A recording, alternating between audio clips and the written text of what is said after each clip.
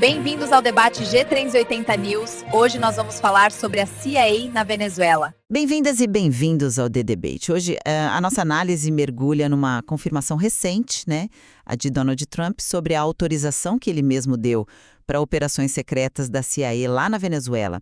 Um reconhecimento que certamente reacende toda a discussão sobre as verdadeiras intenções da política externa americana em relação a Caracas. Com base no material que a gente examinou, a questão central que nos guia é basicamente esta: o que realmente impulsionou essas ações clandestinas? Foi, como foi dito publicamente, uma luta focada ali no combate a um narcotráfico que vem da Venezuela?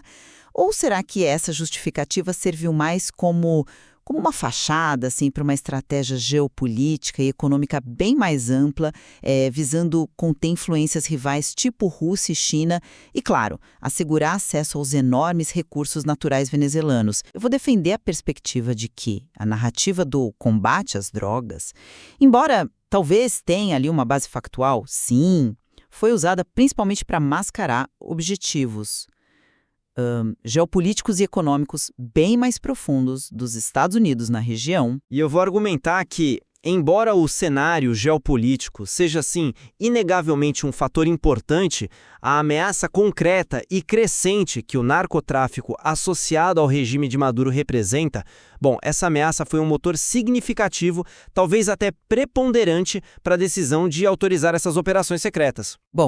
O ponto crucial para mim é olhar um pouquinho além daquela declaração do Trump sobre impedir a entrada de drogas, sabe? A meu ver, o objetivo primário era claramente enfraquecer o governo do Nicolás Maduro, um regime que, vamos combinar, desafiava abertamente os interesses dos Estados Unidos e se alinhava com adversários estratégicos, a gente pensa logo em Rússia, China, Irã. E, não podemos esquecer do elefante na sala, A Venezuela tem as maiores reservas de petróleo do mundo, sem falar no ouro, no coltã, que é essencial para a tecnologia que a gente usa todo dia, no celular, no computador. Influenciar ou controlar acesso a esses recursos é, historicamente, um pilar da política externa americana.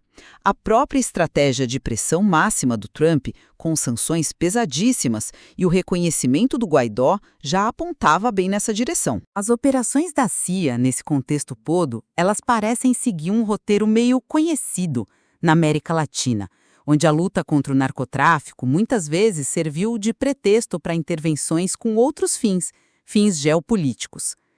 A presença crescente de Moscou e Pequim lá, com investimentos bilionários ligados justamente a esses recursos venezuelanos, representa uma contestação direta à influência dos Estados Unidos aqui no hemisfério.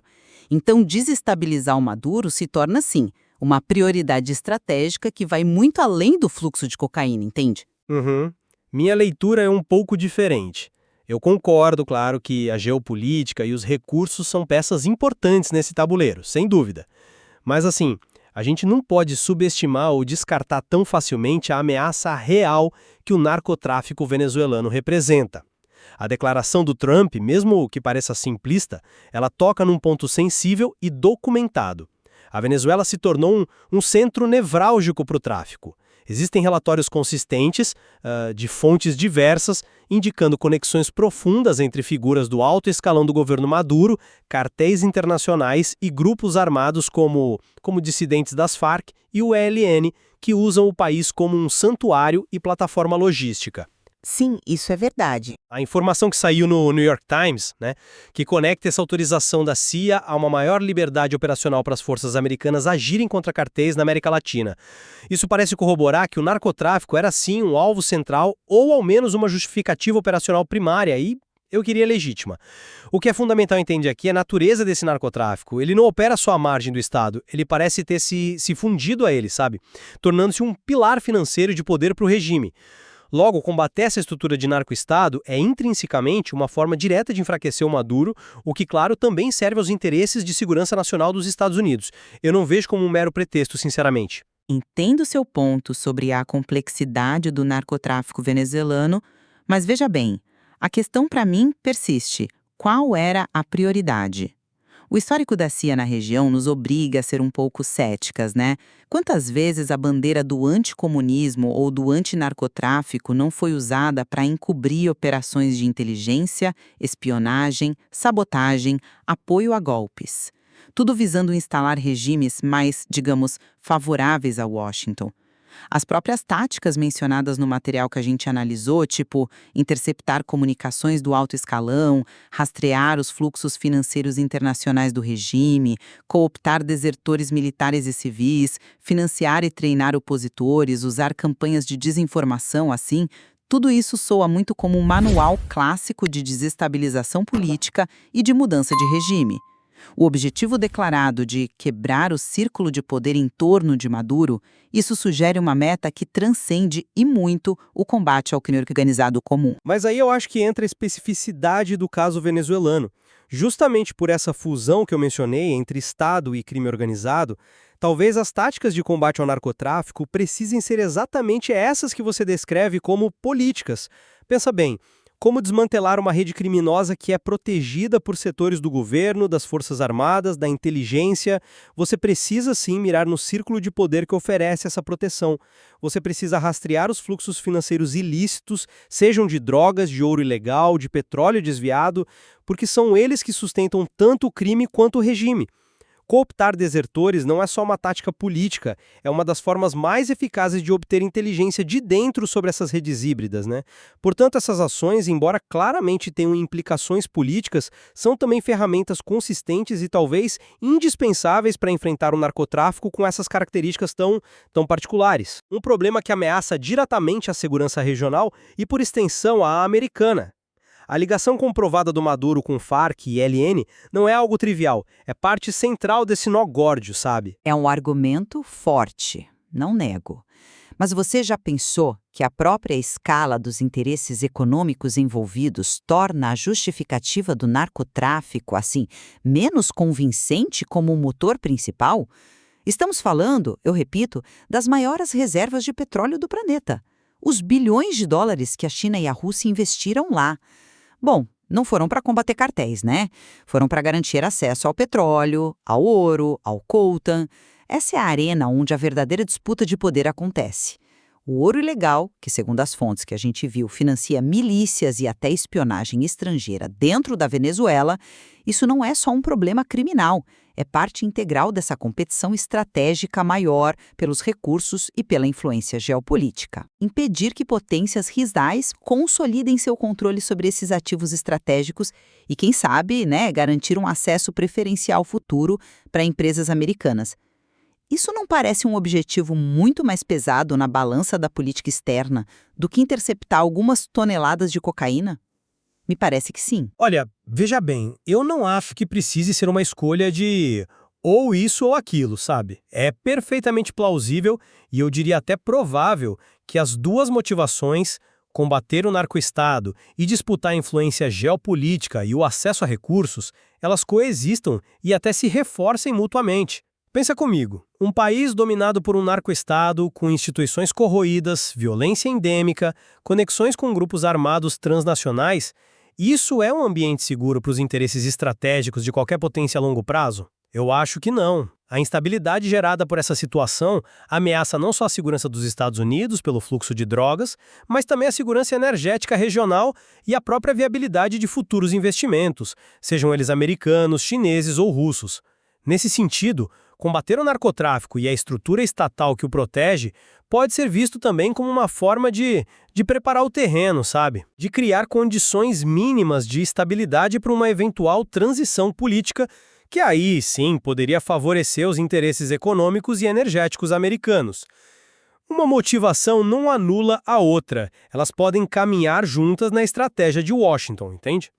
Mas a linguagem usada para descrever as operações no material, ela me parece pender muito mais para o lado da intervenção política. Frases como mapear os fluxos financeiros internacionais do regime, atingir esse fluxo financeiro para asfixiar a capacidade do regime de se manter no poder, trabalho de reconexão com a oposição venezuelana, plantar sementes de instabilidade, estimular divisões internas, Usar campanhas digitais e vazamentos controlados, isso não soa como o foco principal, sendo desmontar redes de tráfico, mas sim desmontar o próprio governo Maduro, usando o narcotráfico como uma das suas vulnerabilidades exploráveis, talvez. O alvo parece ser a totalidade da estrutura política e financeira chavista. Com todo o respeito, eu discordo um pouco dessa interpretação tão linear. E explico por quê. Quando o narcotráfico se torna, como eu argumentei, um instrumento de Estado, a linha divisória entre combater o crime e combater o regime que o instrumentaliza, ela se torna extremamente tênue e quase inexistente. Para asfixiar uma rede de tráfico que depende de proteção e recursos estatais, você precisa atingir os fluxos financeiros que sustentam esse Estado. Você precisa se conectar com dissidentes dentro desse Estado que possam fornecer informações cruciais. Você precisa usar a informação para expor a corrupção endêmica e gerar instabilidade interna que enfraqueça a capacidade desse Estado de proteger e lucrar com o crime. As ferramentas podem parecer as mesmas de uma operação de mudança de regime porque o problema em si é híbrido.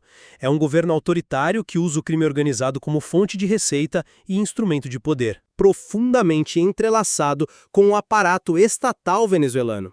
É como lutar contra um polvo, né? Cujos tentáculos são tanto criminosos quanto políticos. E a confirmação pública feita pelo Trump, saindo um pouco das operações em si e pensando no ato da revelação, isso não te parece muito mais um gesto calculado, assim, uma demonstração de força para adversários como Rússia e China? E uma reafirmação do papel americano na região do que simplesmente admitir uma operação antidrogas? O timing dessa revelação, num momento de tensões globais superacerradas, para mim reforça essa leitura de uma jogada geopolítica.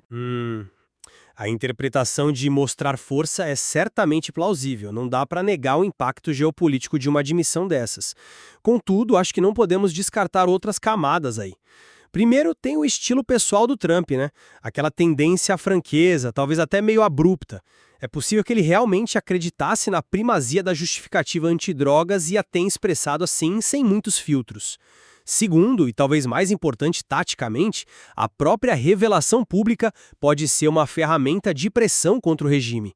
Expor a extensão da vigilância americana, confirmar que a CIA estava ativa dentro da Venezuela, isso certamente serviria para intensificar a desconfiança mútua e a paranoia dentro do círculo de poder do Maduro, algo que as fontes até indicam que já estavam ocorrendo, né? Aquela frase, a paranoia tomou conta do regime. Semear essa desconfiança interna é por si só uma tática eficaz, que serve tanto ao objetivo de desestabilizar as redes de narcotráfico, que dependem de confiança, quanto ao objetivo geopolítico mais amplo de enfraquecer o governo.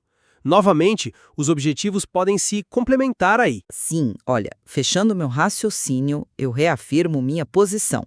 A análise conjunta das evidências, o peso histórico das intervenções americanas, a imensa importância estratégica dos recursos venezuelanos que são cobiçados por múltiplas potências, a natureza das táticas de inteligência e desestabilização que a CIA empregou e o timing da revelação do Trump, tudo isso me levam a concluir que as operações secretas foram primordialmente uma expressão de uma agenda geopolítica e econômica.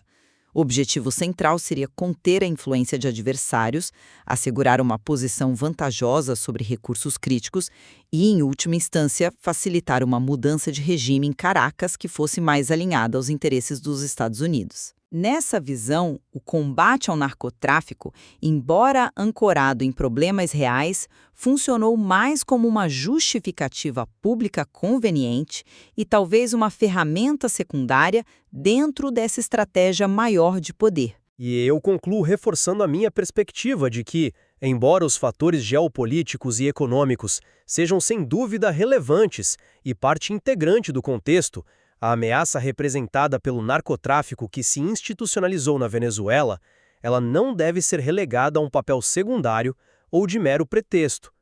As conexões documentadas com grupos armados, a transformação do país em corredor logístico e financeiro para o crime e o impacto direto do fluxo de drogas nos Estados Unidos, tudo isso configurou, a meu ver, uma motivação substancial e direta para as ações secretas autorizadas pelo Trump. Essas operações, ao mesmo tempo que visavam proteger interesses de segurança nacional ligados ao combate ao crime organizado transnacional, inevitavelmente acabavam contribuindo para enfraquecer um regime hostil. Isso ilustra bem a complexa e muitas vezes inseparável sobreposição de objetivos que caracteriza a política externa na era contemporânea, né? Fica evidente, depois dessa nossa troca de ideias, que a gente está diante de uma situação bem intrincada, onde múltiplas camadas de motivação parecem se entrelaçar de uma forma quase indissociável. É realmente difícil isolar um único fator como sendo o principal. Sem dúvida alguma. As operações sigilosas na Venezuela que vieram à tona com a confirmação do Trump, elas são um microcosmo, né, das tensões geopolíticas atuais, da competição acirrada por recursos naturais estratégicos e dos desafios complexos que regimes autoritários com laços profundos com o crime organizado impõem à ordem internacional. O material que a gente analisou nos oferece um vislumbre dessas camadas ocultas da política externa, onde ações nas sombras buscam moldar realidades. Pois é, a questão sobre qual foi a força motriz predominante por trás da autorização de Trump permanece, de certa forma, em aberto, muito sujeita à interpretação. Os dados e os relatos disponíveis oferecem, sim, elementos para sustentar ambas as perspectivas que a gente discutiu aqui. O que é inegável é que essa análise nos convida a uma reflexão mais profunda sobre as ferramentas, as justificativas e, claro, as consequências, muitas vezes imprevistas da atuação dos Estados na arena internacional, especialmente quando essa atuação ocorre longe dos holofotes. Com certeza, há muito mais a desvendar nesse material.